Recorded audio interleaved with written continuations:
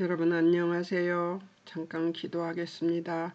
사랑하는 하나님 아버지, 오늘도 티끌 같은 저의 심령을 주님께서 주관하여 주셔서 이 방송을 할 수 있게 해주심을 감사드립니다.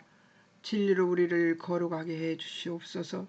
날마다 주님의 말씀으로 거룩하게 되지 아니하면 우리는 우리의 본성으로 돌아갈 수밖에 없는 존재인 것을 주님 앞에 고백합니다. 하나님 도와주셔서 아버지의 주여 귀한 말씀을 주여 알게 해주시고 깨닫게 하시옵소서. 성령님 이 시간 함께 해주실 것을 믿으며 예수님의 이름으로 기도합니다. 아멘. 이제 요한복음 20장 1절에서 18절까지는 저번 월요일날, 오늘이 목요일 맞죠? 월요일날 했습니다. 그리고 이제 더 할 수 있었는데 못한 이유는 시간이 어중간해서 그랬습니다. 자, 이제 부활의 그 증인들이 있죠. 마리아 4명과 마리아들과 그리고 막달라 마리아가 이제 이 유대인들이 하는 방식으로 예수님에게 더 좋은 것들을 예수님 시체에 더 좋은 것들을 바르고 더 하기 위해서 찾아왔다가 예수님이 부활하신 것을 보는 놀라운 일이 벌어지고 있습니다. 네, 베드로와 요한이 어떻게 했다는 것을 요한이 적었죠. 왜 그랬을 거라고 짐작을 했느냐면 이미 요한은 베드로도 죽었고 모든 제자들이 많이 죽은 상태에서 순교한 상태죠.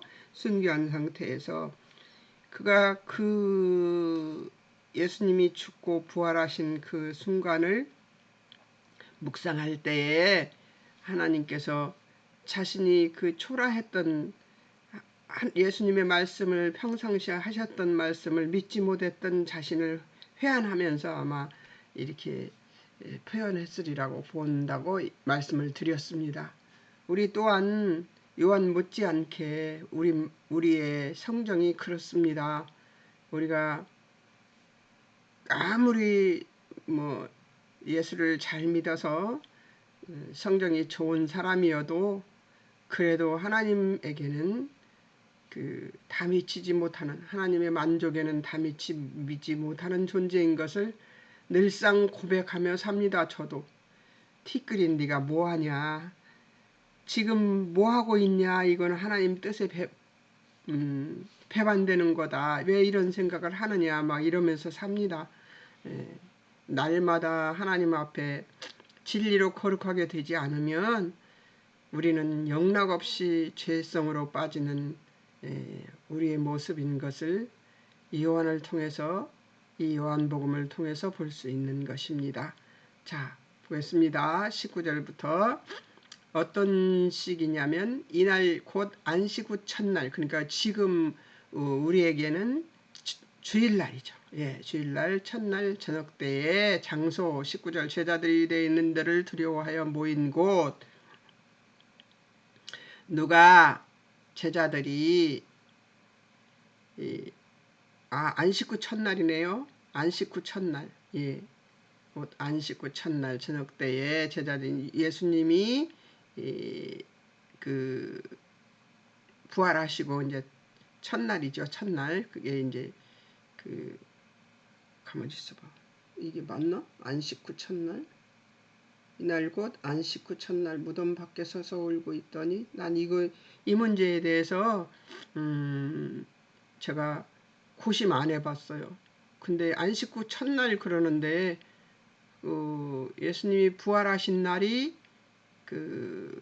우리에겐 주일이죠. 그런데 안식 후 첫날 저녁 때 이제 그러니까 월요일인가 보래요. 자, 제자들이 유대인을 두려워하여 모인 곳, 장소, 그곳에서 누가 제자들이 19절에서 이제 무슨 일을 하는지 사건이 일어납니다. 한번 보겠습니다. 제자들이 19절 유대인들을 두려워하여 모인 곳의 문들을 닫았더니, 예, 그 당시만 해도 유대인들이 굉장히 예수 믿는 사람들이 이제 핍박이 시작되는 거죠. 예수 그리스도 19절 예수님께서 오사 가운데 서서 이르시되 너희에게 평강이 있을지어다 이랬어요. 평강이 있을지어다라는 말은 에이레네라는 말입니다. 평화, 복지, 번영, 인사와 그리고 유사한 표현에서 안녕이나 구원이라는 의미로 사용되는 말인데요. 평강이 예수님이 오셔서 첫 번째 그 제자들에게 한 말이 평강이 있을지어다 해서 이들이 두려워하고 있는 것을 아니까, 예수님이 알고 계시니까 20절 이 말씀을 하시고 손과 옆구리를 보이십니다. 두려워하지 말라, 나는 정말로 살아났다 하는 얘기를 하고 계시는 것입니다. 제자들이 반응이 보입니다. 20절 주를 보고 기뻐하더라 이렇게. 우리는 예수님을 만나면 기뻐해야 되는 존재예요. 그런데 우리는 그러지 않죠. 또 무슨 근심을 찾아내요. 또 무슨 근심을 찾아내서 근심을 굉장히 좋아하고요. 제가 오늘 아침에도 제가 기도를 했습니다만, 제가 불행한 사람이거나 제가 불쌍한 사람이거나 제가 가엾은 사람이 아닌데, 저는 하나님을 믿는 사람이고 주 예수 그리스도의 복음을 믿고 부활하심을 믿는 그 영생을 가진 자인데도 저는 저 스스로를 굉장히 불쌍한 사람, 가엾은 사람 이런 것으로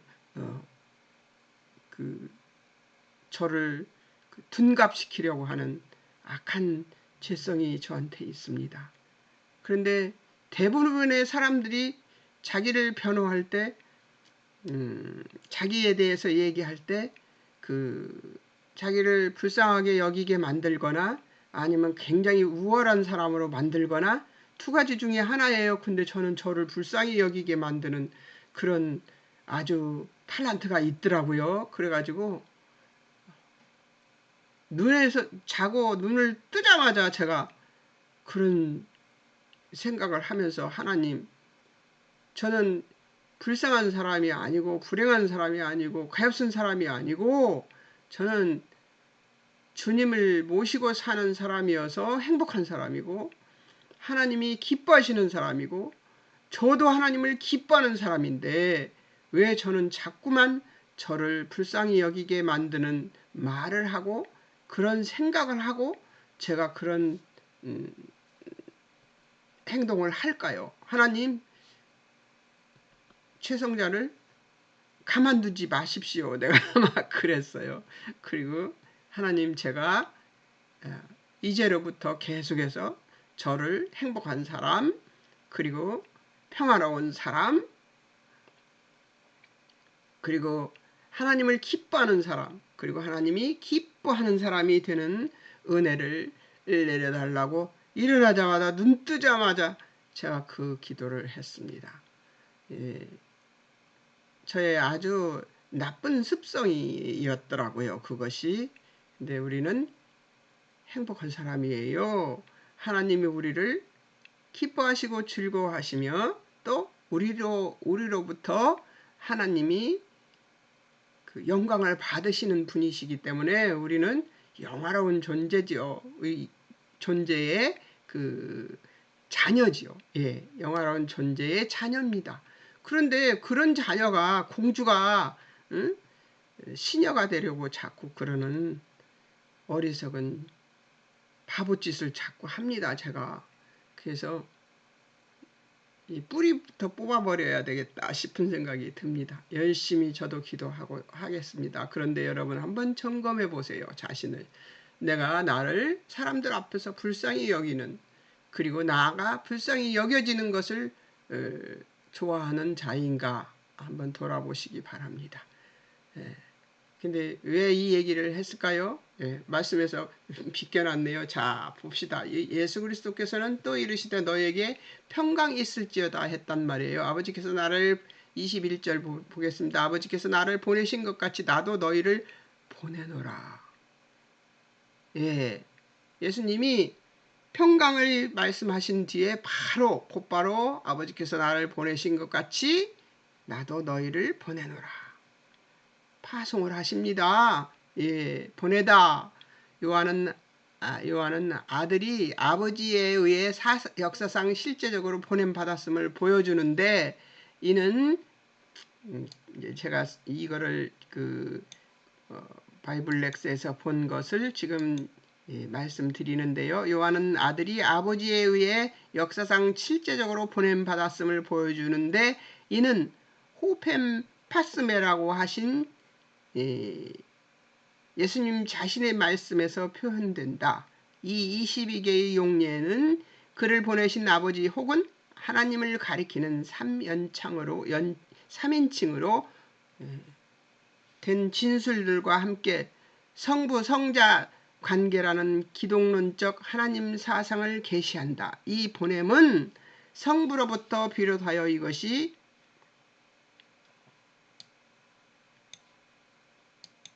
아들의 사역에서 그대로 나타난다.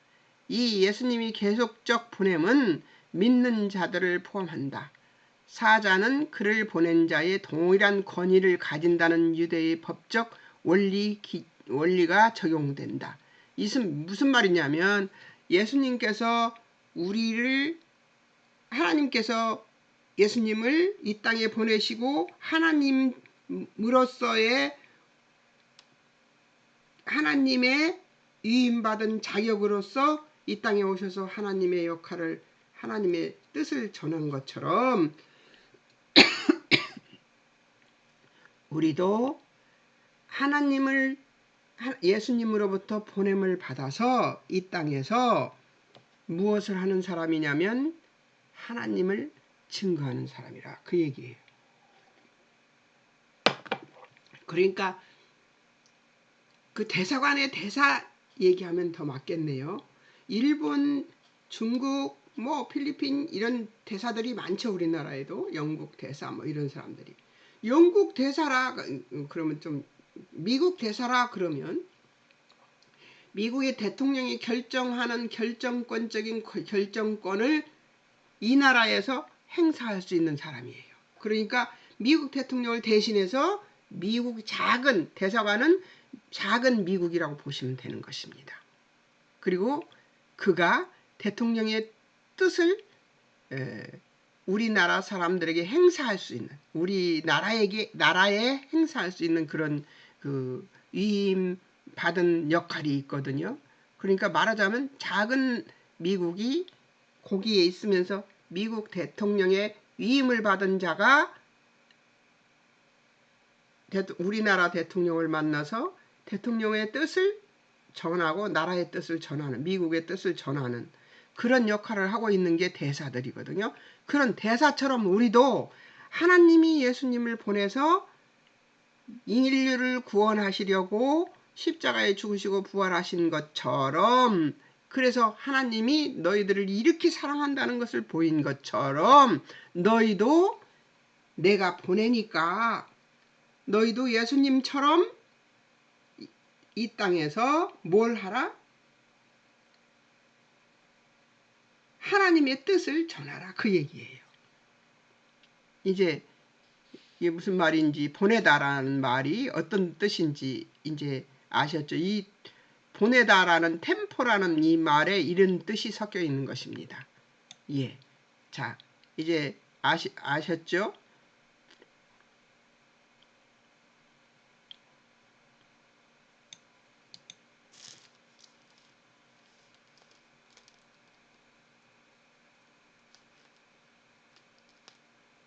(22절에) 한번 보겠습니다. 22절. 22절은 다음 22절이 왜 빠졌지? 22절에 보면 여러분 책을 보십시오. 이 말씀하시고 그들을 향하사 숨을 내쉬며 이르시되 성령을 받으라. 아주 중요한 적인데 왜 이걸 빠뜨려 놨을까요? 제가 다시 표에 집어넣겠습니다. 자, 22절 이 말씀을 하시고 그들을 향하사 숨을 내쉬며 이르시되 성령을 받으라. 아무리 열심히 만들어 놔도요 이렇게 빠뜨리는 것이 있습니다. 저도 저가 보내다 또 단어 연구는 해놨어요. 제가 여기 있네요. 여기 단어 연구를 먼저 해놓고 22절 이 말씀을 하시고 그를 향하사 숨을 내쉬며 이르시되 성령을 받으라 이렇게 했어요. 자, 숨을 내쉬다 숨을 내쉬며 하고 숨을 내쉬다 불어넣다 n과 퓨사오와 불다에서 유래됐는데요. 숨쉬다를 의미한대요. 예수님께서 성령을 제자들에게 주시려고 그러니까 예수님은 제자들이 좀 깨달아야 될 것 같으니까 성령령을 주시려고 그들에게 숨을 내쉬신 것에 대해 사용되었습니다. 성령은 그리스도의 사역에 의하여 허락되며 제자들은 성령으로 말미암아 그리스도를 묻고 푸는 권세를 행사함으로써 그리스도께서 시작하신 일을 계속할 수 있던 것입니다. 열쇠를 주는 것입니다. 성교적 명령 그리고 성령을 부어주는 것은 생명의 새로운 실제의 시작을 나타내는 단일한 창조 행동에 결함됩니다. 이게 무슨 말이냐면요. 성령을 불어넣는 일은 지금 성령이 처음 예수님께서 바로 사람을 만들어 놓고 하나님이 창조해 놓고 창세기를 지금 공부하고 있습니다만 저는 근데 사람을 만들어 놓고 숨을 불어넣어 주신 것처럼 지금 여기서 성령을 불어넣어 이 숨을 이 말씀하시고 그들을 향하사 숨을 내쉬며 이르시되 성령을 받으라. 예수님이 숨결을 불어넣어 주셨다는 이 말은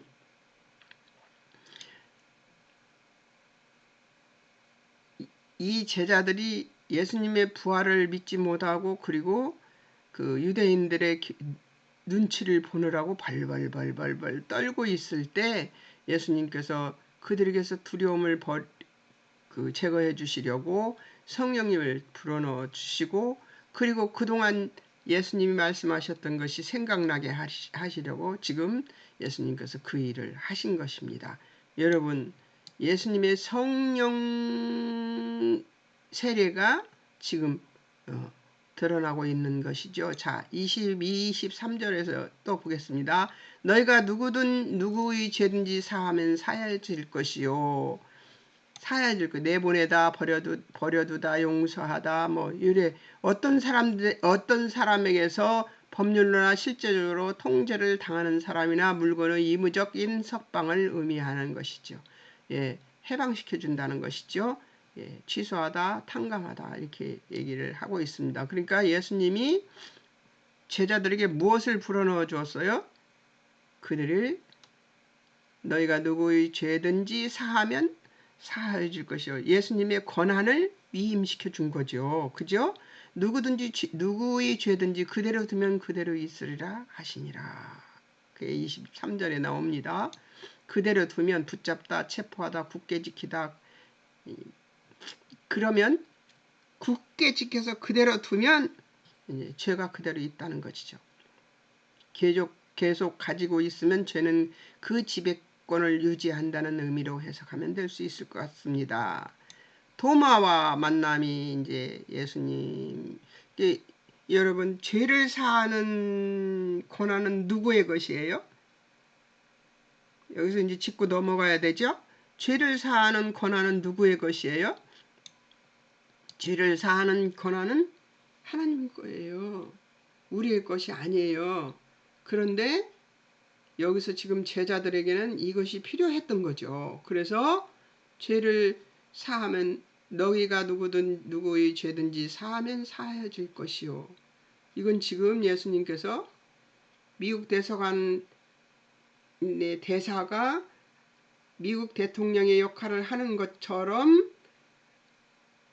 예수님의 역할을 할 수 있는 그러니까 하나님의 역할을 할 수 있는 위임적인 권한을 준 거예요. 제자들에게. 우리에게까지 이것을 준 것은 아닙니다. 제자들에게 임시적으로 주신 것이죠. 왜냐하면 제자들이 위험에 처해 있으니까요. 그것을 이 상황을 이해하시면 좋겠습니다. 자, 이렇게까지 했습니다. 성령을 불어넣어주고 죄 사할 수 있는 능력을 허락해 주었습니다. 자, 그 다음 도마와의 만남을 보겠습니다. 도마와 어떻게 만나셨는지를 한번 보겠습니다. 26절 여드레를 지나서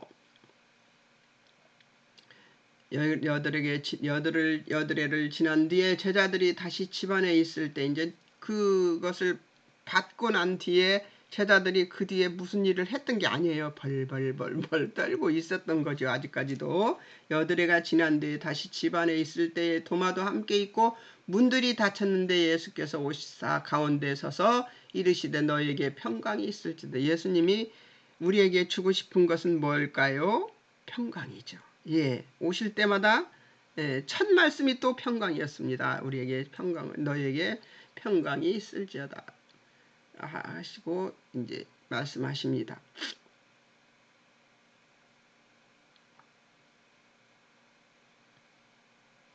24절에서 디드모라는 도마는 예수님께서 오셨을 때 함께 있지 않았었기 때문에 그 설명을 해주네요. 24절에서 다른 제자들은 25절 그에게 이르되 우리가 주를 보았노라 이렇게 말하지요. 그러니까 도마가 뭐라고 얘기해요? 내가 그의 손은 제가 여기다 넘버를 매겨놨습니다. 내가 그의 손의 못자국을 보며 내 손가락을 2번 내 손가락을 그 못자국에 넣으며 내 손을 그 옆구리에 넣어보지 않고는 믿지 않겠다. 이렇게 세 가지로 얘기를 합니다.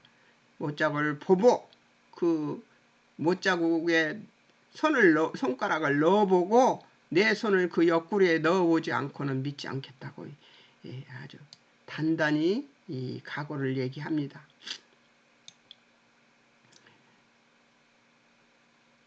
8일이 지나서 제자들이 다시 집에 안에 있을 때 도마도 함께 있고 문들이 닫혔는데 예수님이 나타나셔서 26절에서 예수님께서 오사 가운데 서서 이르시되 너에게 평강이 있을지어다 라고 얘기했고, 자 27절 도마에게 일러 내 손가락을 이리 내밀어 내 손을 보고 내 손을 내밀어 내 옆구리에 넣으라. 그리하여 믿음 없는 자가 되지 말고 믿는 자가 되어라. 이렇게 예수님이 말씀하십니다. 그러니까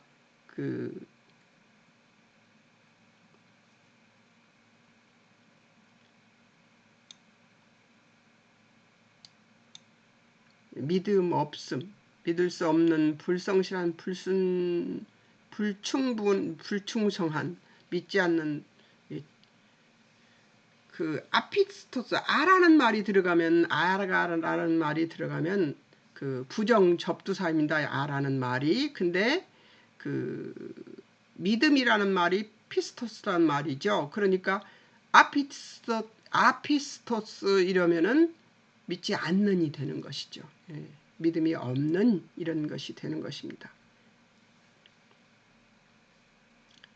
도마의 반응을 한번 보겠습니다. 도마가 대답하여 이르시되 나의 주님이시여 나의 하나님이시니이다. 바로 고백을 해버리죠. 도마의 반응이 그렇습니다. 29절에서 예수님께서 이르시되 너는 나를 본고로 믿느냐? 보지 못하고 믿는 자들은 복되도다. 네, 여기서 이제 이렇게 말하고 요한이 30절과 31절에서 이제 부록같이 이야기를 합니다. 무슨 얘기를 하냐면 제자들 앞에서 이 책에 기록되지 아니한 다른 표적도 많이 행하셨으나 오직 이것을 기록하면 너희로 예수께서 하나님의 아들 그리스도이심을 믿게 하려 하며 또 너희로 믿고 그 이름을 힘입어 생명을 얻게 하려 함이라 하는 말씀으로 30절과 31절은 무슨 얘기를 하는 것이냐면 요한복음을 왜 썼는가를 써놓은 것입니다. 요한복음의 기록 목적이 거기에 30절, 31절에 나와 있습니다. 자, 이제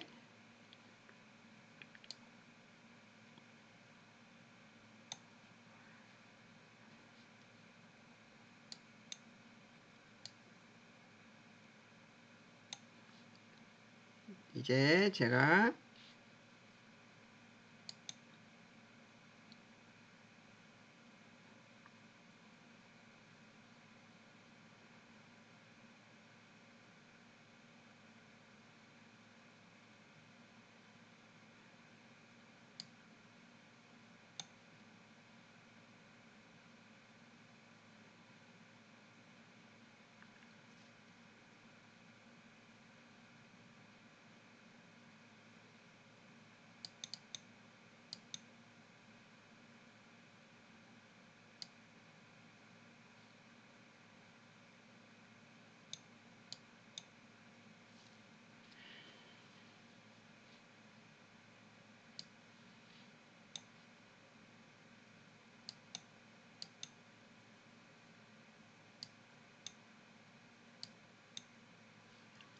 이제 됐습니다.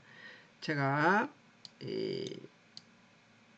이거를 어떻게 적용시킬까 하고 생각하다가 예수님의 구원이 주는 하나님에 대한 신뢰가 전인격적인가. 전인격적이란 말은 무슨 말이냐면 머리로 믿고 마음으로 믿고, 그러니까 그 지식적으로 믿고, 또 이게 왜 갑자기 날아가냐. 날아가도 상관없죠, 여러분. 전인격적으로 믿고, 그리고 또 전인격적으로 믿는다는 것은 그 지식적으로 믿고 감정적으로 또 믿고, 그리고 손과 발이 움직이는가, 그런 믿음인가, 그런 말입니다.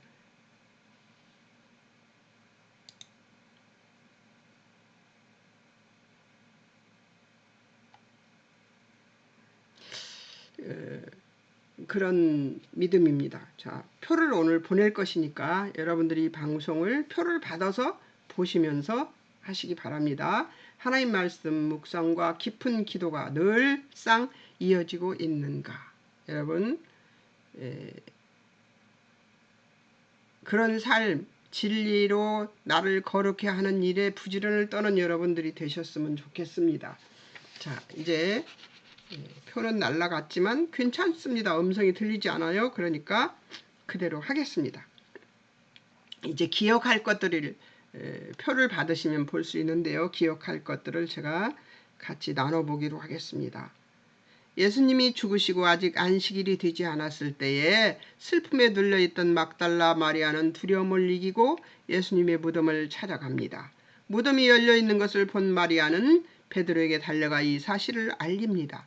젊은 요한이 먼저 도착해 무덤 안을 보는데 베드로는 돌진해서 무덤 안으로 들어갑니다. 이 행동들이 확인하려는 것이라는 요한의 진술은 지난날 예수님이 부활하실 것이라고 하시던 예수님의 말씀을 붙들지 못한 자신의 모자람이 생각나 반성하는 것이라고 지금 요한이 말하고 있는 것이라는 것이죠. 예수님의 부활 소식을 들었으면 먼저 예수님을 찾는 것이 먼저일 텐데 내 생각과 내 뜻, 내 이론의 상황을 뛰어넘는 믿음으로 가지 못했던 자신의 어리석음을 요한은 기억하고 이렇게 진술하고 있는 것이라고 저는 보았습니다. 그 얼마나 후회스럽겠어요. 그리고 베드로와 요한은 바로 뭐 하러 갔다고 그랬죠? 20절에 나와요. 예수님이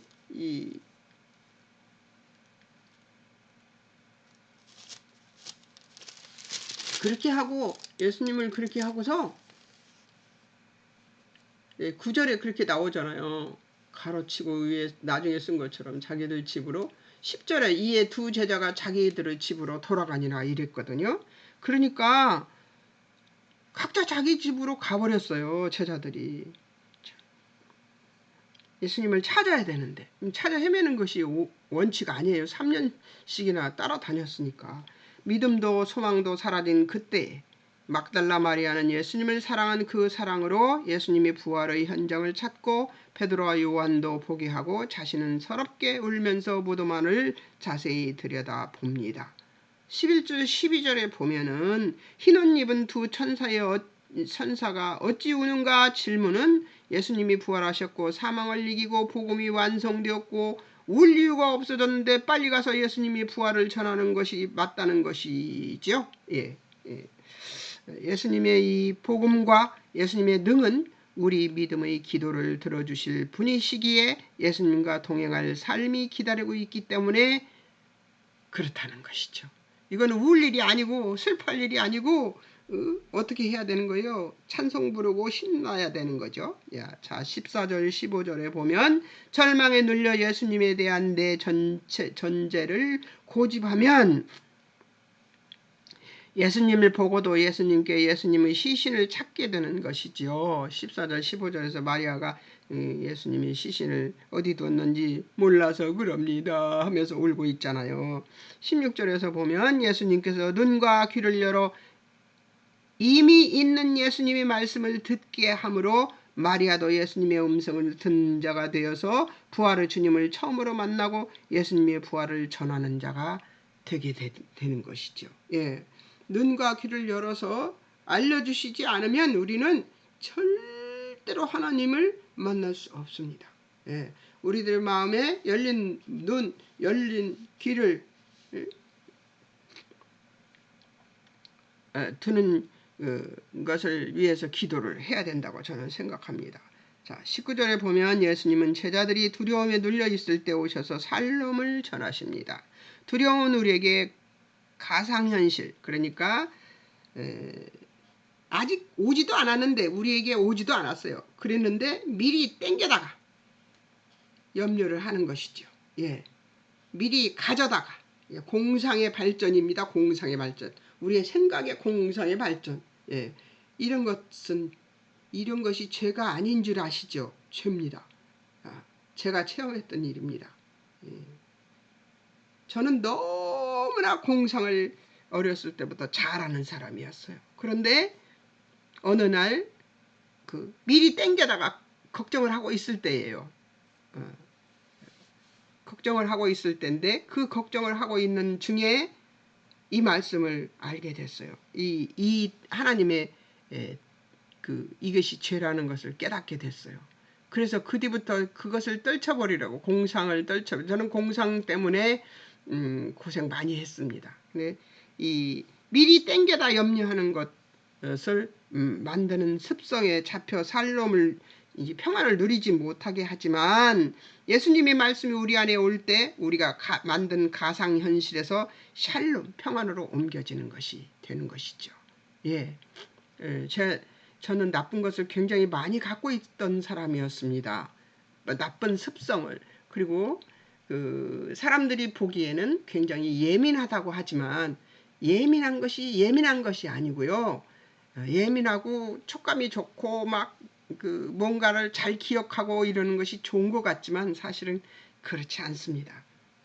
좀 아둔한 것도 괜찮아요.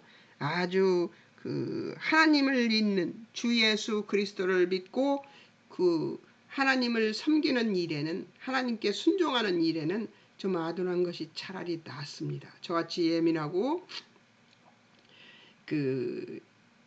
말하자면 어렸을 때부터 굉장히 머리가 좋아서 사람들이 부추김을 많이 받았는데 그것이 저를 교만하게 만든 원인이 되었죠. 예, 교만한 자에게는 차라리 아둔한 것이 훨씬 더 좋고, 예, 좀 둔한 것이 훨씬 더 좋고, 또 하나님 앞에는 생각하지 않고 고민하지 않고 순종하는 것이 가장 좋은 순종의 방법이라고 저는 생각합니다. 많은 사람들을 만나보면서 제가 그것을 깨달았어요. 도마처럼 무심하고 이렇게 돼야 되고 이렇게 돼야 되는 것이 아니면, 그것이 아니라면 순복하게 순전하게 순종하는 것이 훨씬 더 우리에게는, 하나님에게는 기쁘고 좋으신 일이구나 하는 생각이 들었습니다. 그래서 제가 저를 쳐서 예수 그리스도께 저희 생각과 이론을 쳐서 예수 그리스도 복종시키는 일을 열심히 한때 열심히 이 일을 놓고 기도를 했습니다. 저희 교만을 부서뜨리느라고 열심히 기도했었죠. 21절 22절 예수님은 우리를 세상으로 보내시며 숨결을 불어넣어서 성령을 주시며 파송하시는 것입니다. 성령이 우리에게 임하면 하나님의 형상이 형성되고 우리는 두려움이 없어져 세상에 나가 복음을 담대히 전해 하나님 나라를 확장시키는 일을 할 수 있게 만들어줍니다. 샬롬의 능력은 내 존재 자체를 나의 어떤 수단이나 방법을 동원해서 하나님 뜻과 길을 어찌 해보고자 하는 시도를 다 멈추고 나를 조건 없이 사랑하시는 하나님의 사랑 속에 젖어서 하는 깊은 기도를 통해 예수님을 기억하고 예수님의 임재를 온몸으로 체험할 때 나를 샬롬으로 이끌어 평강 안에 살게 하는 것입니다. 우리의 수단으로 우리의 방법으로 어찌 해보고자 하는 생각이 완전히 전무해질 때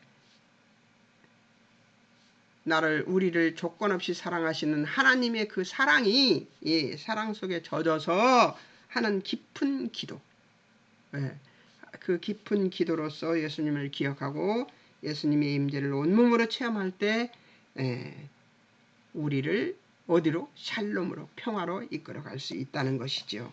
그러니까 내 생각이나 내 뜻이 있는 분이 혹시 이 속에 있다면 진작에 애시당초 깨끗이 내 생각을 없애서 하나님께 복종시키는 그런 믿음을 달라고 하나님께 기도해야 합니다.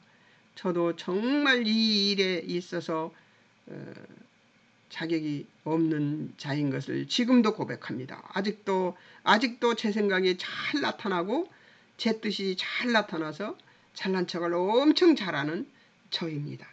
그런데 그것은 하나도 자랑거리가 못 돼요. 세상에서는 자랑거리죠. 그것이 잘난 척하는 것이 그것이 자랑거리지만 하나님 앞에는 그런 게 자랑거리가 되지 못합니다.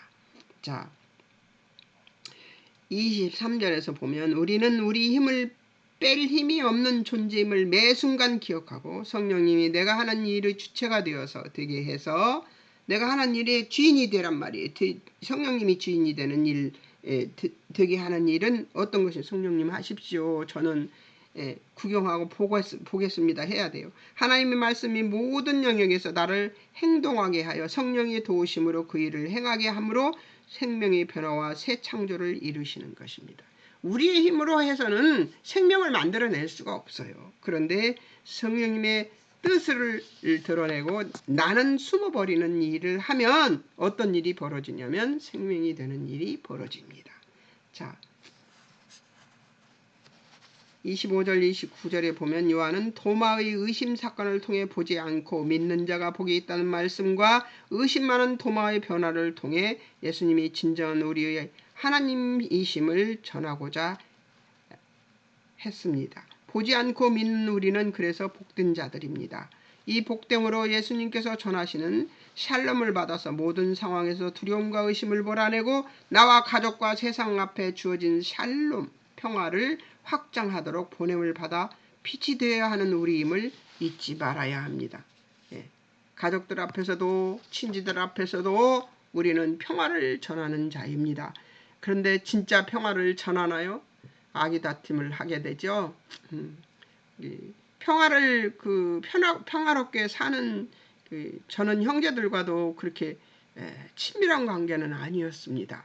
그런 관계였는데 어느 날 어떤 자매를 만나서 그 자매들이 서로 어려울 때 협력하고 돕는 것을 보면서 형제들은 저렇게 사는 거구나 하는 것을 그때 배웠습니다.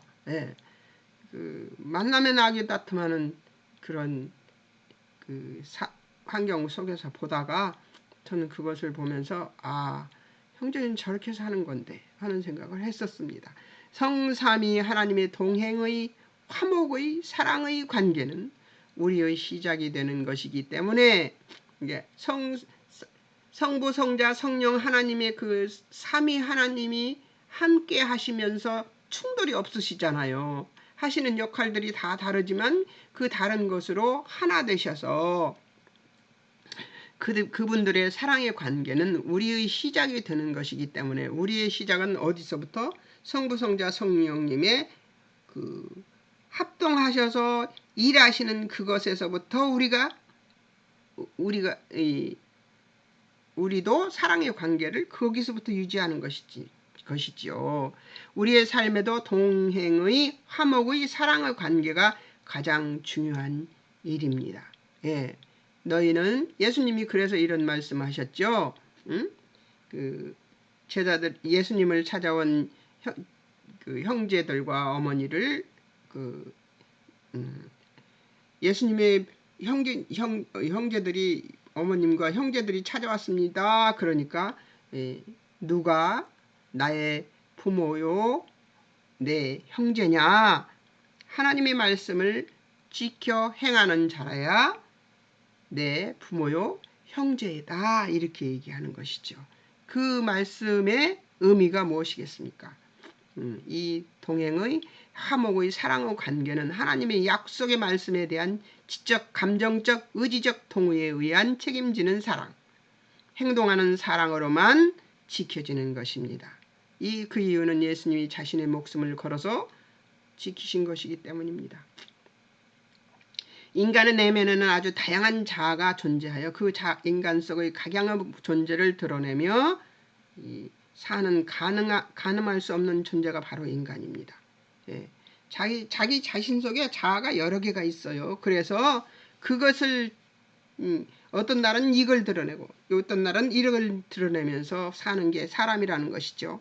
하나님의 말씀을 잘 이해하려는 간절하고 전투적인 노력과 그로 인한 실력이 훈련된 자가 가장 인격적인 내 안의 양질의 인격체를 드러내며 살게 해주는 것입니다.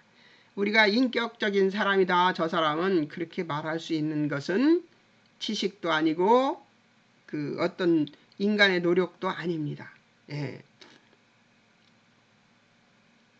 하나님을 말씀을 잘 이해하려는 간절하고 전투적인 노력과 그로 인한 실력이 훈련된 자라야 인격적인 좋은 인격체를 내 안에서 끄집어내서 살 수 있는 자가 된다는 것이죠. 나의 나됨은 형편없지만 하나님의 말씀에 기록된 대로 하나님의 사랑을 제대로 알아가면서 하나님의 예수님을 통한 우리 사랑을 알고 믿고 하나님 말씀의 매뉴얼대로 살아내려는 하나님의 말씀의 엄청난 힘에 대한 열심을 내게 하려고 하나님의 말씀의 메뉴대로 살아내려는 열심을 내게 하려고 요한은 생명력을 일으키는 이 생명의 책인 요한복음을 썼던 것입니다. 하나님의 말씀의 엄청난 힘에 대한 확신과 신뢰가 있다면 세상의 불의에 대항하는 힘도 우리에게 엄청난 힘이 될 것이라는 것이지요. 하나님의 말씀에 대한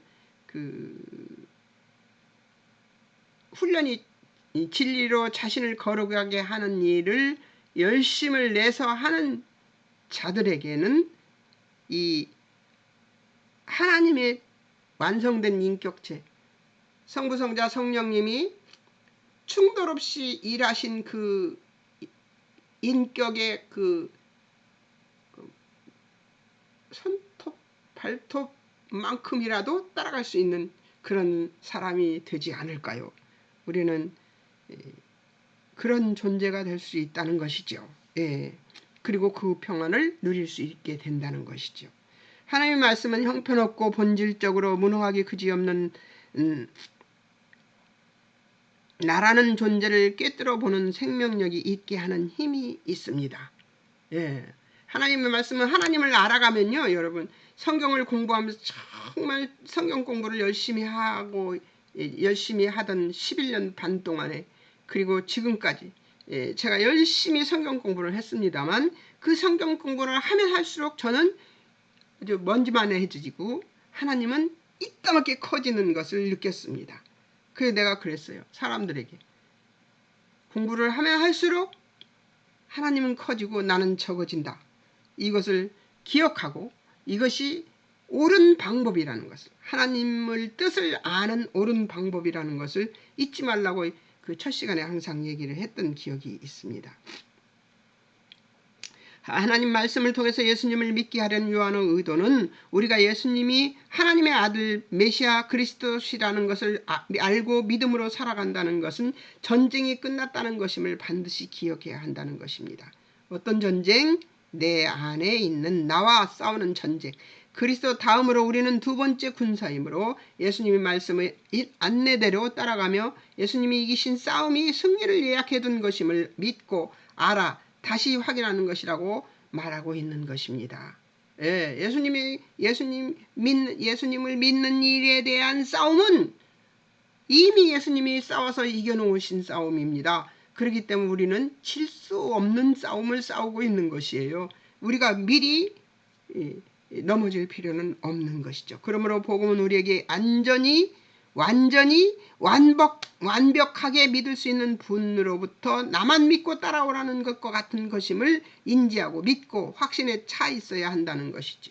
예, 여러분 확신에 차 있어야 됩니다. 예수 그리스도의 복음은 예수님이 십자가에서 완성하신 복음, 죽으시고 3일 만에 부활하신 그 복음은 우리를 위해서 죽으시고 부활하신 그 복음은 완벽한 복음이기 때문에 의심할 여지가 없는 복음입니다. 완전하고 완벽한 복음입니다. 그 복음은 불변입니다.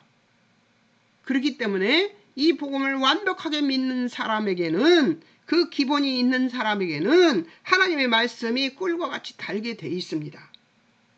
그래서 진리의 말씀으로 우리가 거룩하게 될 수 있는 것이죠. 예, 이 믿음이 여러분들 심령에 장착되어 있어야 된다고 저는 확신하고 믿습니다. 그리고 여러분 그 믿음 안에서 사시기 바랍니다. 아마 이것을 선포하고 나면 사단은 그게 진실이냐고 저를 공격할지도 모릅니다. 그러나 저는 두렵지 않습니다. 그것이. 예, 확실하니까요. 예, 아마 이것 때문에 제가 육신의 고통이 자주 오는 것 같은데요. 예, 그러나 그 고통도 달게 받고 감사하겠습니다. 예. 시편 19편 4절에서 6절에 하나님의 말씀은 해와 같아서 그 온기를 피할 존재가 없다는 것과 디모데후서 3장 15절 17절 말씀처럼 하나님의 말씀은 사람을 교육하기에 유익한 것이므로 모든 말씀은 사람을 창조하시고 하나님이 생명을 불어넣어 주시던 하나님의 숨결과 예수님을 버려 우리를 구원해 주시던 그 사랑하시는 하나님의 마음이 담겨 있어서 우리들의 삶과 우리들의 관계를 선하고 아름답게 하며 하나님의 말씀으로 소통되는 사람들이나 가정들이나 마을과 도시와 나라들은 하나님의 말씀의 해가 비치는 것처럼 살기 좋고 밝고 샬롬이 넘치는 곳으로 세상 최창조의 빛이 스며들어 변화되는 역사가 일어나게 되는 것임을 기억해야 될 것입니다.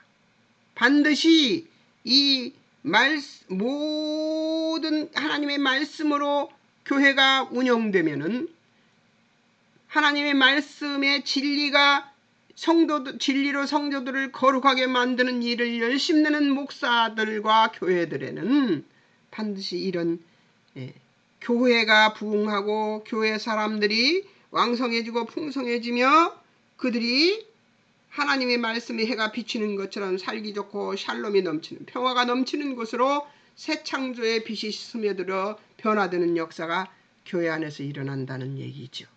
예, 교회만 일어나는 게 아니에요. 교회 옆에 있는 그 지역에도 일어나게 되어 있습니다. 그러니까 어떤 교회가 좋은 교회인가 그거 더듬고 다니지 말고 그 교회가 미치는 영향을 그 동네에 가서 보시면 됩니다. 좋은 교회는 그런 교회가 좋은 교회입니다. 자, 여러분 제가 그 예수님의 부활의 의미가 여러분들에게 완벽하다는 것을 다시 한번 강조하고 싶습니다. 시간이 많이 지났는데요. 여러분 예수 그리스도의 십자가의 죽으심과 부활은 완벽한 구원입니다. 의심하지 마십시오. 그리고 승리하시기 바랍니다. 잠깐 기도하겠습니다. 사랑하는 하나님 아버지, 우리 주 예수 그리스도의 십자가의 구원과 사망을 이기신 부활은 완벽한 주여 아버지 하나님 복음입니다. 이 복음을 믿는 우리에게 하나님 나라가 주여 아버지 하나님 우리들 심령에 임하게 도우시고 인도해 주실 것을 믿으며 오늘도 함께해 주신 하나님께 감사와 찬송을 올려드렸고 예수님의 이름으로 기도합니다. 아멘. 여러분 승리하십시오.